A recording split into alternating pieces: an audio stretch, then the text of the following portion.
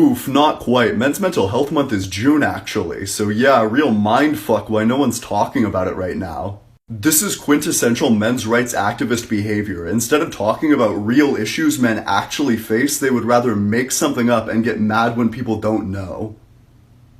Here we go. TikToker Silius lying about the men's rights movement yet again. First of all, MRAs talk about men's issues all the time. Feminists just deny them or ignore them. But I'll get to that in a little bit.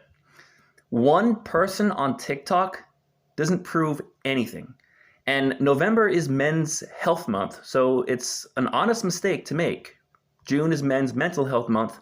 November is Men's Health Month. So I could see how someone could mix that up. But even so, one person on TikTok does not disprove an entire movement. Now, as for the issues that we talk about, let's talk about conscription. Let's talk about unequal pension ages. Let's talk about boys' education gap, boys getting lower grade for the same work, men being less likely to go to college. Let's talk about how men are more likely to be unemployed, and yet many countries have laws that discriminate against male applicants.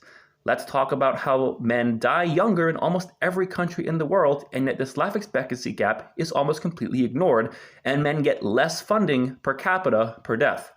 These are all issues that MRAs talk about all the time. The prison sentencing gap, men getting longer sentences for the same crime under the same circumstances. Yet another issue that MRAs talk about that feminists completely ignore. Or in some cases, feminists even make these issues worse.